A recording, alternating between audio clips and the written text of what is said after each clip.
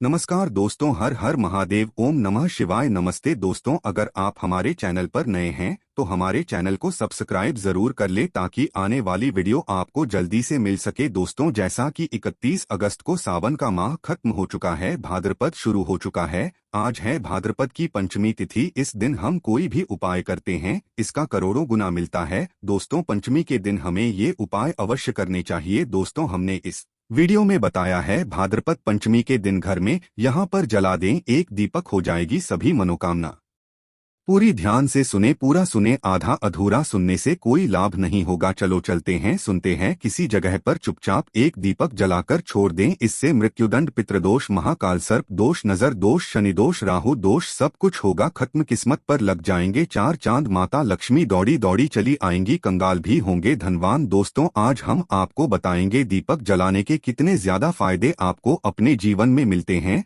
और किस प्रकार आपको दीपक जलाना चाहिए, कौन सी दिशा में, जिससे आप बहुत ज्यादा तरक्की प्राप्त कर सके और अपने जीवन में सभी बाधाओं को खत्म कर सके। सबसे पहली बात तो आपको ध्यान में रखनी चाहिए कि अपने घर के मंदिर में रोजाना ही आपको दीपक जलाना चाहिए। कभी भी ऐसा नहीं होना चाहिए कि आपने दीपक ना जलाया हो, क्योंकि घर के मंदिर में रोजाना दीपक जलाना बहुत ही जरूरी होता है। किसी से आपके घर से सभी नेगेटिव एनर्जी, आप कोई भी दीपक नहीं जलाती हैं घर के मंदिर में या फिर अपने घर में शाम के समय, तो इससे आपके घर का वातावरण बहुत ज्यादा नेगेटिव तो होता ही है। आपके घर की परेशानी भी बहुत ही ज्यादा बढ़ने लगती है। घर का जो मुखिया होता है उसे बहुत ज्यादा ही मेहनत करनी पड़ती है। इसकी वजह से परेशानी, डिप्रेशन और टेंशन में घर का मुखिया पहुंच जाता है। शाम का समय हिंदू धर्म में बहुत ही ज्यादा महत्वपूर्ण माना जाता है और जो लोग शांत के समय कभी भी घी का दीपक या फिर तेल का दीपक अपने घर में नहीं जलाते हैं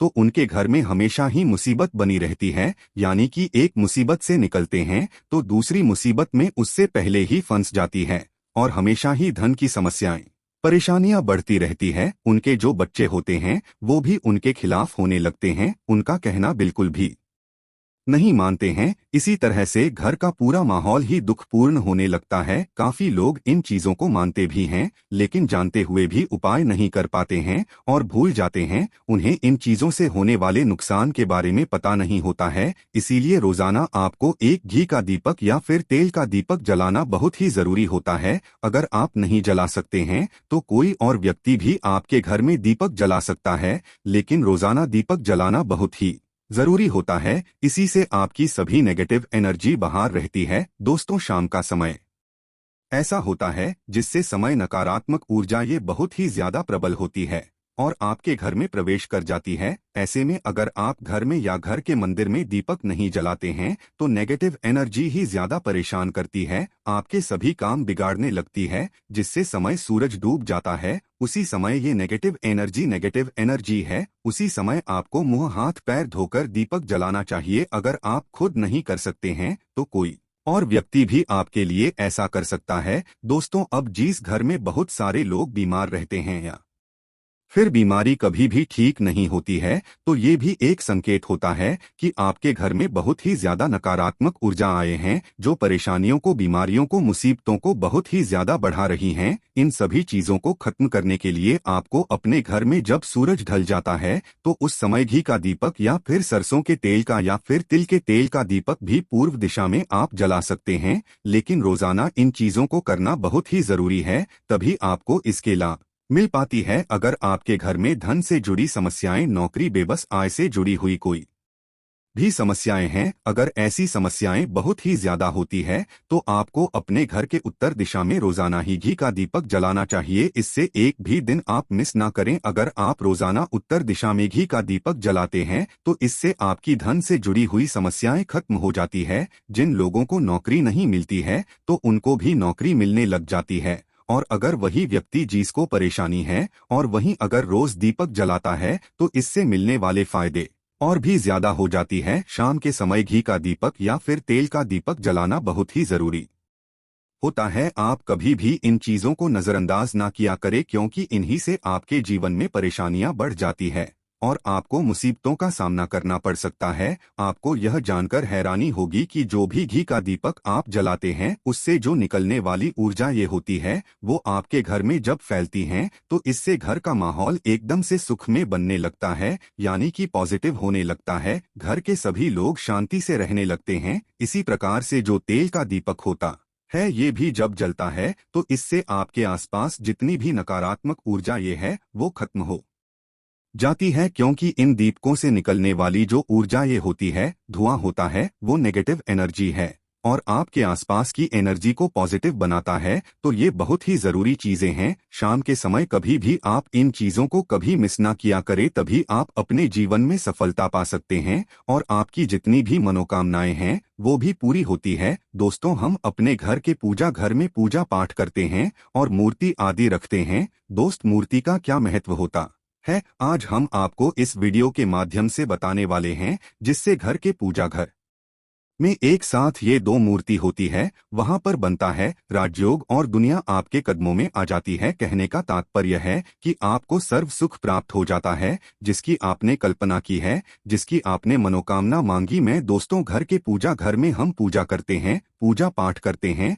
और पूजा पाठ के माध्यम से कुछ चीजें देखने और मनाने आदि का प्रयत्न करते हैं, ताकि हमें उस पूजा का फल प्राप्त हो जाए और हम उसी अनुरूप घर के अंदर मूर्ति आदि लगवाते हैं, ताकि हम उन देवी देवताओं का सुंदर मुख देख सके और उनका आशीर्वाद प्राप्त कर सके। लेकिन दोस्तों, अगर हम अपने घर के पूजा घर में इन मूर्तियों के साथ अन्य मूर्तियां भी रखते हैं तो निश्चित तौर पर हमारी किस्मत बदल जाती है और देखते ही देखते हमारे जीवन के अंदर की सारी कंगाली समाप्त होने लगती है। दोस्तों, बात करते हैं उन मूर्तियों के बारे में कि आखिर कौन सी दो मूर्तियां एक साथ में आपको रखनी चाहिए ताकि उसका सच्चा सर्वसुख आपको प्राप्त हो सके। और सबसे पहले अगर हम किसी मूर्ति की बात करें तो दोस्तों, अगर आप श्री कृष्ण के भक्त हैं और बाल गोपाल की मूर्ति रखते हैं, तब आपको भगवान श्री कृष्ण के साथ माता रानी राधा जी की मूर्ति भी आपको जरूर रखनी चाहिए। दोस्तों, या भगवान कृष्ण की अगर आपके घर में तस्वीर है तो उसके साथ राधा जी की भी तस्वीर संयुक्त जोड़े के रूप में आपको लेकर आनी चाहिए। दोस्तों, यह प्रेम और एकता की एक ऐसी अनोखी मिसाल है कि जिस घर में इन दोनों की तस्वीरें होती है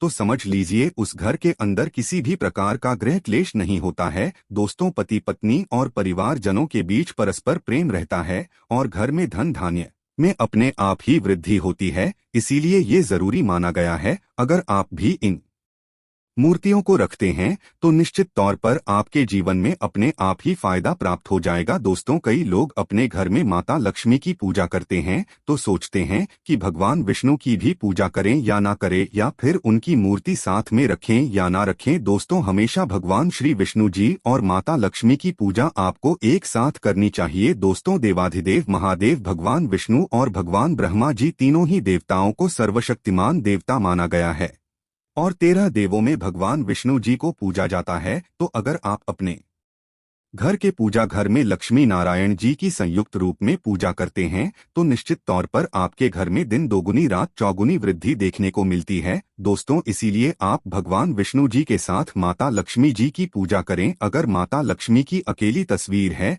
तो आपको उनके बाईं तरफ भगवान श्री गणेश और भगवान श्री कुबेर जी की मूर्ति या तस्वीर अपने घर के मंदिर में जरूर लगाने चाहिए। अगर आप माता लक्ष्मी जी के बाईं तरफ भगवान श्री गणेश जी की मूर्ति लगाते हैं या तस्वीर लगाते हैं तो आपको निश्चित तौर पर लाभ प्राप्त होता है और देखते ही देखते आपके जीवन के अंदर की कंगाली समाप्त होने लगती है। और धन प्राप्ति के लिए आपको लक्ष्मी गणेश जी की संयुक्त रूप से पूजा करनी चाहिए। माना जाता है माता लक्ष्मी धन देती है तो भगवान श्री गणेश रिद्धि सिद्धि का भंडार और वृद्धि का विकास करते हैं।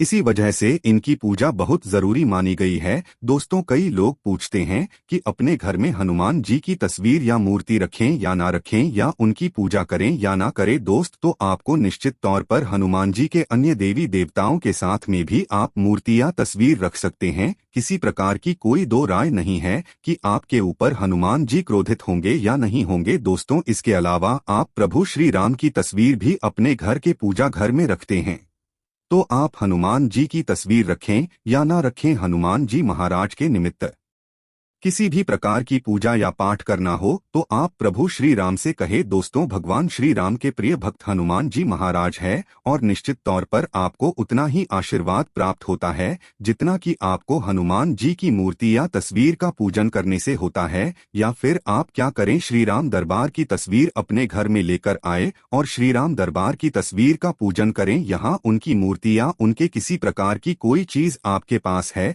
तो आप उनका पूजन करें। इसमें सारे देवी देवताओं को आपको आशीर्वाद प्राप्त हो जाता है। हनुमान जी से लेकर माता सीता, भगवान श्री राम और अन्य देवी देवताओं का भी आशीर्वाद आपको प्राप्त हो जाता है। तो निश्चित तौर पर अपने घर के पूजा घर में एक साथ आप ये तस्वीर रख सकते हैं। आपके जीवन में राजयोग की प्राप्ति हो जाती है। दोस्तों, इसी तरह अगर आप अपने घर के पूजा घर में या किसी अन्य स्थान पर अगर कोई तस्वीर रखना चाहते हैं और उसे लगाकर अपने घर में लाभ प्राप्त करना चाहते हैं तो अपने घर में या पूजा घर में आपको निश्चित तौर पर तेरे देवों की तस्वीरें या मूर्ति एक ही स्थान पर लाकर जरूर रखनी चाहिए। ब्रह्मा, विष्णु और महेश, इन तीनों की संयुक्त रूप से इनकी एक साथ तस्वीर अपने घर के मंदिर में या अपने घर में कहीं भी लाकर रख देनी चाहिए। माना जाता है कि इन तीनों देवताओं के एक साथ दर्शन करने मात्र से हमारे बड़े से बड़े विघ्न और बड़े से बड़े कष्ट ऐसे ही समाप्त हो जाते हैं। इसी वजह से इन तीनों की एक साथ में तस्वीर या मूर्ति लाकर आपको पूजा जरूर करनी चाहिए। दोस्तों, अब बात करते हैं कि कुछ ऐसी तस्वीरें होती है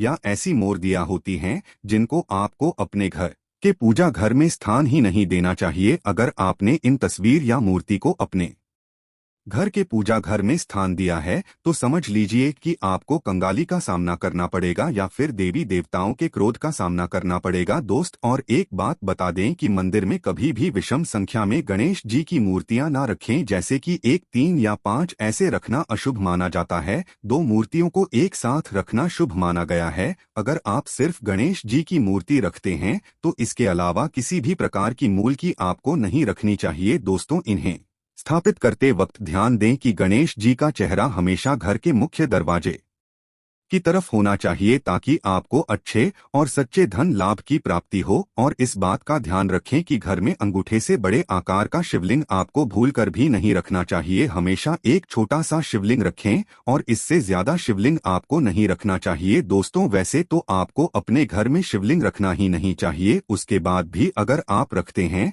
तो अंगूठे के आकार से बड़ा शिवलिंग आपको नहीं रखना चाहिए। आप छोटा शिवलिंग रख दें और ध्यान रखें कि एक से ज्यादा शिवलिंग आपको भूलकर भी नहीं रखने हैं। घर में अगर आप शिवलिंग रखते हैं तो शिवलिंग के ऊपर आपको तुलसी भूलकर भी अर्पित नहीं करना चाहिए। अगर आपने शिवलिंग रख लिया है और उस पर तुलसी अर्पण कर दी है तो देवी देवताओं के क्रोध का आपको सामना करना पड़ेगा। दोस्तों, मंदिर में हमेशा अगर आप हनुमान जी की तस्वीर रखना चाहते हैं, आप हनुमान जी महाराज के अनन्य भक्त हैं, तो बैठे हुए हनुमान जी महाराज की मूर्ति ही रखे। बजरंग बली रुद्र भगवान शिव के अवतार हैं, इसीलिए उनकी भी शिवलिंग की तरह ही मूर्ति रखी। साथ ही जो पति पत्नी होते हैं, वैवाहिक जीवन आपने नया स्टार्ट किया है तो हनुमान जी की मूर्ति या तस्वीर अपने कमरे में, अपने बेडरूम में आपको भूलकर भी नहीं रखनी चाहिए, अन्यथा आपको आपके जीवन में कई प्रकार के दोषों का सामना करना पड़ता है। दोस्तों, हनुमान जी ब्रह्मचारी हैं तो इस बात का आपको ध्यान रखना चाहिए। दोस्तों, राधा कृष्ण की मूर्तियां अगर आप जैसे अपने शयन कक्ष में सोते हैं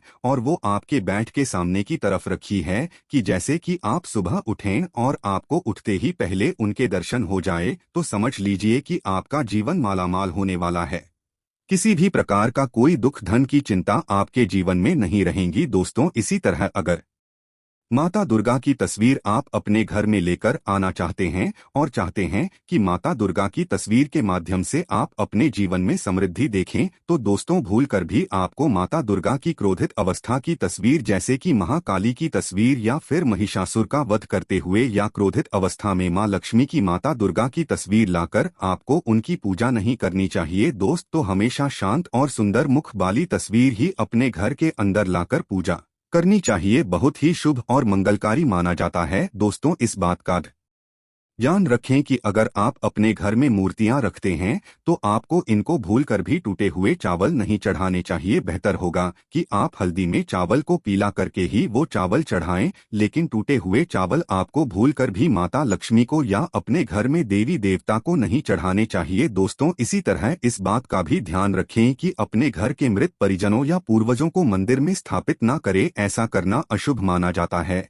और अगर आप ऐसा लगातार कर रही है तो निश्चित तौर पर आपके परिवार के ऊपर दोष लग सकता है और पितरों का भी दोष लग सकता है। पितरों की पूजा एक अलग स्थान पर की जाती है, घर के मंदिर में उनको स्थापित नहीं किया जाता है। दोस्तों, इसी तरह भगवान की तस्वीर या भगवान शनिदेव की राहु केतु के इस प्रकार की तस्वीरें अपने घर में ही नहीं लेनी चाहिए। प्रतीकात्मक रूप से आप घर के पानी रखने के स्थान पर उनकी पूजा कर सकते हैं, क्योंकि इनकी साधना तंत्र मंत्र और विशेष महत्व द्वारा की जाती है। घर के अंदर आप ऐसे ही इनकी पूजा पाठ आप नहीं कर सकते हैं। इनकी पूजा पाठ में अगर किसी प्रकार की कमी रह जाती है तो उनको बहुत ज्यादा क्रोध आ जाता है। इनके क्रोध का आपको सामना करना पड़ता है। इसी वजह से आपको इस प्रकार की तस्वीर या मूर्ति या अपने घर के अंदर नहीं रखना चाहिए। और जो पहले हमने आपको बताया उस प्रकार की तस्वीरें तो निश्चित तौर पर आप रखकर अपने जीवन में फायदा प्राप्त कर सकते हैं। दोस्तों, अगर आप भगवान भोलेनाथ से प्यार करते हैं तो कमेंट बॉक्स में लिखें हर हर महादेव, ओम नमः, जय शिव शंभू।